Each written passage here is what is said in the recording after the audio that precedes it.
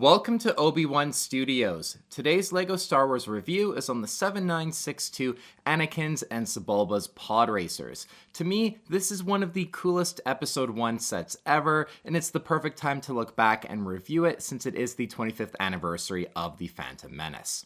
Anakin's and Sebulba's Podracers released July of 2011 for $90 and retired at the end of 2012. Today, sealed in the box like this one here, you can expect to pay around $220 according to Brick Economy.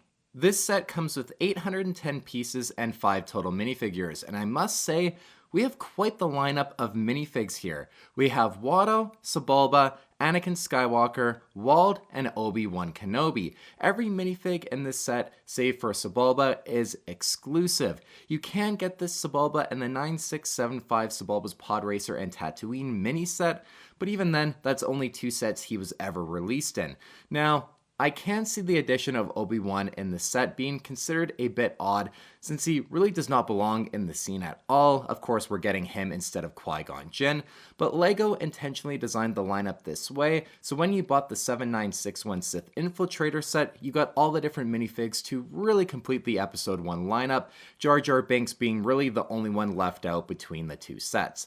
I get that some people don't like LEGO doing this, and forcing you to buy another set to get a Qui-Gon, for example, isn't the most ideal thing out there, but personally, I'd rather get more different minifigs than have duplicate ones in sets from the same wave. The box art for this set I think is awesome. With the Podracers flying by Obi-Wan, Wald, and Watto, you immediately think of the pod race from Episode 1. I can imagine seeing this set on a shelf back in 2011 looking just so cool. Turning to the back of the box, we see some of the other sets advertised, and you can see that 7961 Sith Infiltrator set that I mentioned earlier, which I have reviewed on the channel if you want to go and watch that review after you're done watching this one. Some play features are also highlighted with the Podracers, as well as how you actually get them to float over the sand dunes. Now it is time to unseal the set. As always, if you enjoy this review, please give the video a like and consider subscribing to my YouTube channel.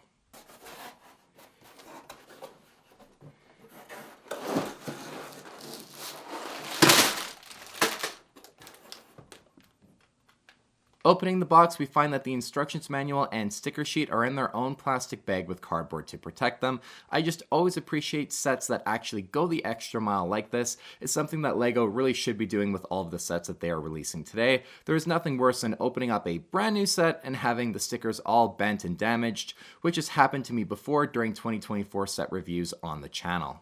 There are also 6 numbered bags in the set, although 2 of them are numbered 4. When you build it, it kind of makes sense as to why they did this, but at the same time, you have to open one specific number 4 bag first, and you have no way of really knowing which one you have to open up first. There is also one unnumbered bag with some larger pieces for both Podracer builds. Starting off with our minifigs, Watto is up first. This custom mold for Watto is utterly brilliant. There have only ever been 3 Watto minifigs in all of LEGO Star Wars, and while this one isn't quite as refined as that 2015 one, he's still honestly pretty great. I love the shaping of his head, and the print looks really awesome on it as well. The body print just as well looks really good, and his wings, the shaping of them just help tie in his look all together. Adding my first Watto to my collection is for sure a highlight of this set for me. Next, we have everyone's favorite Doug, Sebulba. We have not gotten an updated Sebulba minifig since this one, and not getting one for the 25th anniversary of The Phantom Menace is quite a miss on LEGO's end in my opinion. I think the custom mold for him just looks awesome as well. A Doug in general isn't the easiest species to get right in LEGO form, but I think the designers really nailed it with his look here. The printing on his head looks very sharp, and it also looks pretty good on his body and legs as well. You can see a little bit more of the mold line on his legs, but I think it still looks pretty great. I also really do appreciate how they made his feet have a clip, so you can have him actually controlling his Podracer, which we will showcase later on in the video. Moving along to Anakin Skywalker, this version of Anakin comes with his Podracer helmet, which you would obviously expect, but one complaint that I have with him is that you can see his second face print sticking out below the helmet. This is just one of those instances I would rather have had the helmet go lower on the back of his head to cover it up. The actual printing on his helmet I think looks great. Same for the 2 face prints as well, the first being a regular Anakin face, and then the second face print, it's got his goggles on it and he looks determined to catch Sebulba during the race. I can see some people saying it looks pretty cartoonish, but I still like it. Anakin's body print I'd say looks pretty decent on both the front and back. The skin tone matching on the body print is pretty bad though, and sadly this is something that LEGO just does not seem to be able to fix even 13 years later at the time of me making this review. Overall, I like this Anakin, but he has some quirks in areas that could and should have been a little bit better. Wald is next, and I think it's super cool that we get one of Annie's friends as a minifig in this set. This is an area where I feel like they could have taken the easy way out and either not have given us one of Anakin's friends at all, or have just done Kidster as he is another human, but instead we get this awesome looking Wald minifig. His head mold was made for this set even. Like, this is just one of those cases where the designers really went the extra mile when it comes to the minifigs in a set, and Wald even existing just deserves that acknowledgement. The printing on the head mold I think is stellar. His eyes just look so good. The printing on his body, front and back, is also very nice. Honestly, getting Wald is just really cool. Lastly, we have Obi-Wan Kenobi. As I mentioned, an odd addition in the set, but he was needed to complete the characters between the two 2011 Phantom Menace sets. He comes with a hood, which I don't totally understand if I'm being honest. Obi-Wan does feature back printing as well under his cape, which is a nice touch for extra detail. One thing I do like about Obi-Wan having a hood and no hairpiece in this set is that it solves two problems we always have with Episode 1 Obi-Wans. First, you can't see the chin dimple and mouth of the second face below his hairpiece, and the hood covers up the awful looking skin print color matching on the body. I love Obi-Wan as a character, if you couldn't tell, but Episode 1 versions of him sadly have never been anything I'd say that much above satisfactory. Looking at our minifigs overall, I think this lineup is pretty awesome. I think we have three really stellar minifigs here in Watto, Sebulba, and Wald, and then Anakin is pretty good, with Obi-Wan just being kind of a necessary throw in here. Taking a look now at the Podracers, and they're actually a lot bigger of builds than I expected them to be. I know you can see their size from the box, but actually having them built in front of you is just a different experience. Now, one thing here that I want to point out is the scale of the Podracers next to each other. They are a lot closer in size than they are in universe, but I think the designers really did a great job scaling them with each other for the set. Honestly, this is one of those sets that I knew I would like the builds in, but I didn't expect to love the builds. Anakin's Podracer is the first one you build, so let's look at that one first. His Podracer attaches to the sand dune surface with the Technic end sliding into the little slot in the sand.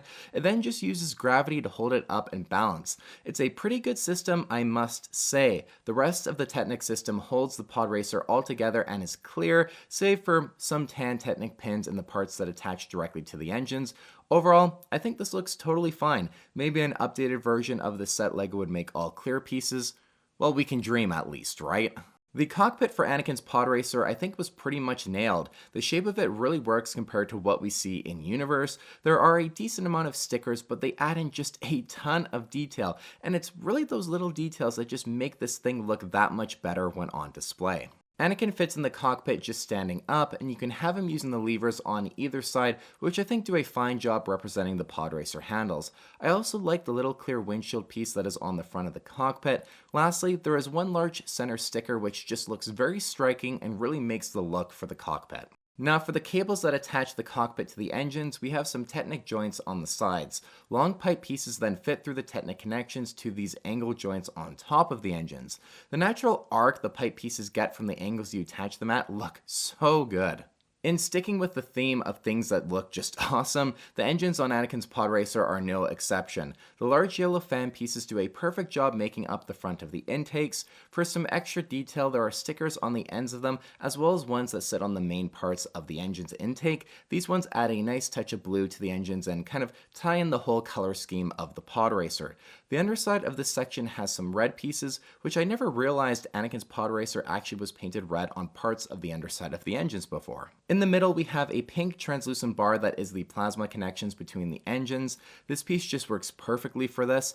The rear of the engines I think looks pretty great as well. It overall has a nice taper from the front with those larger yellow intake pieces to the exhaust port at the back. Now, it's at this point in the review that I feel like I have to give a bit of a warning here if you plan on buying this set and building it, as we are over a decade after its release. For Anakin's Podracer, you have a lot of brown pieces that you use when building the engines.